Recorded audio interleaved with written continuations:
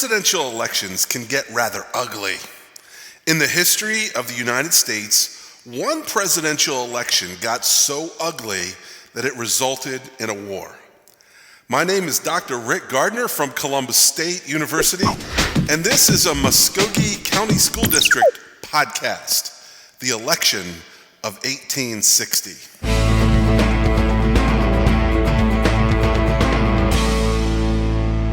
Presidential election seasons often center around themes, the hot topics of the day. In 1860, the hot topic of debate among the candidates was whether or not to allow slavery to exist in the new states that were being formed in the West. The other tremendous debate was the legacy of John Brown. He tried to incite the slaves to a revolution the year before in 1859. Now, was he a good guy or a bad guy? And by the way, if you haven't viewed them, please view the Muskogee County School District podcasts on John Brown. In 1860, there were 5 men who were being considered for the presidency, and each had a different view about whether slavery should be allowed to exist in the new states. On the one end of the spectrum, there was John C. Breckinridge, a Southern Democrat. His opinion on slavery in the new states was a firm yes.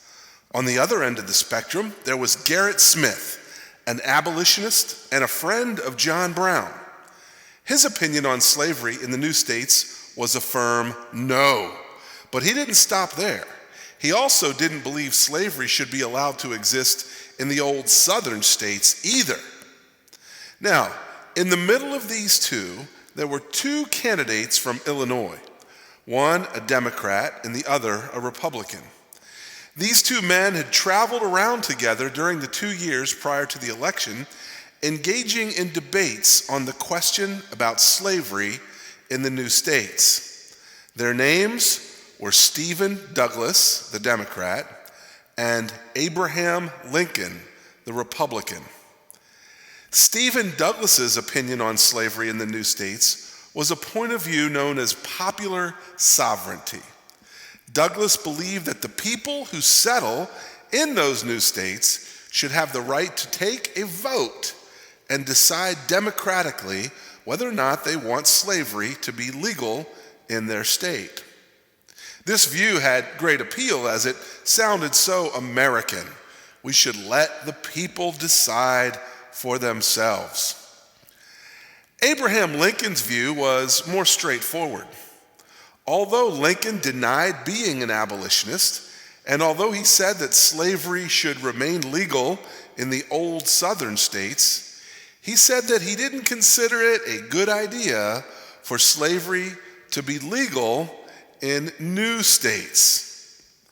Now, many Southerners interpreted that view as a subtle form of abolitionism.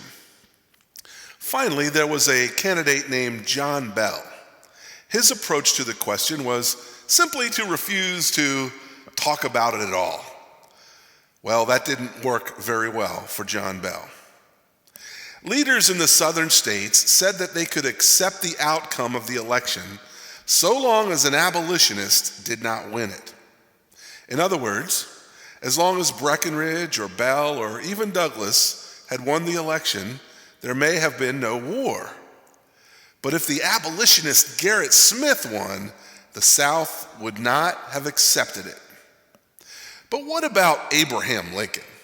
He said he didn't want to end slavery in the South. But his pledge to keep slavery out of the new states led Southerners to think that he smelled like an abolitionist. Think about it this way. If a political candidate today said, "I do not intend to make any tattoos that you have on your body illegal, but my pledge is that no one shall get tattoos anymore," would you think that politician were in favor or against tattoos in his heart? So even though Lincoln said he didn't want to abolish slavery in the South, Southerners suspected that he was, in his heart, an anti-slavery politician. Therefore, they said they could not accept Lincoln as their president any more than they could accept Gerrit Smith. Well, what does that mean? That meant that if Smith or Lincoln were elected president of the United States, Southern states had a plan to secede. Secede is a fancy word for leaving the United States and forming their own new nation. Well, the election came down to a race between Lincoln and Douglas. And in the end, Lincoln got 40% of the votes and Douglas only 30%. When the vote was finalized by the Electoral College on December 20th, the state of South Carolina declared their independence from the United States of America. By the next summer, there were 12 southern states that had done the same. They called their new nation the Confederate States of America. They elected their own president, that is Jefferson Davis, and they adopted their own flag, their own money, their own anthem. Why then was there a war? Why didn't President Lincoln just let the southern states have their own country? Well, Lincoln's concern was about democracy.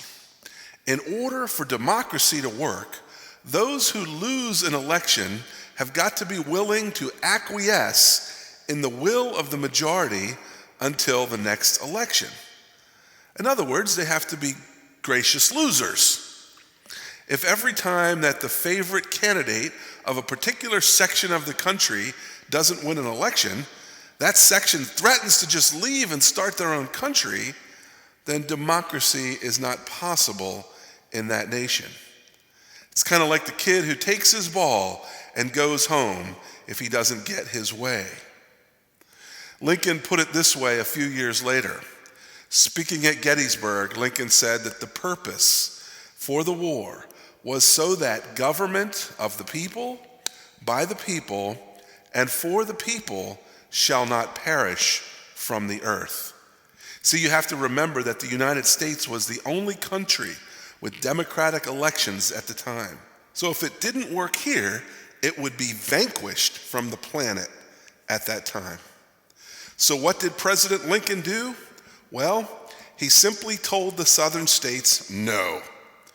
When the state of South Carolina told the United States soldiers stationed at Fort Sumter, there in Charleston, South Carolina, that they would have to leave because it was no longer part of the United States, Lincoln insisted that the soldiers stay there and hold their ground. When the United States soldiers refused to leave Fort Sumter voluntarily, the Confederate military began the Civil War on April 12, 1861, bombing the soldiers at Fort Sumter into surrender. The war had started, and the immediate cause of the war was the results of the election of 1860. My name is Dr. Richard Gardiner from Columbus State University. This has been another Muskogee County School District podcast, The Election of 1860.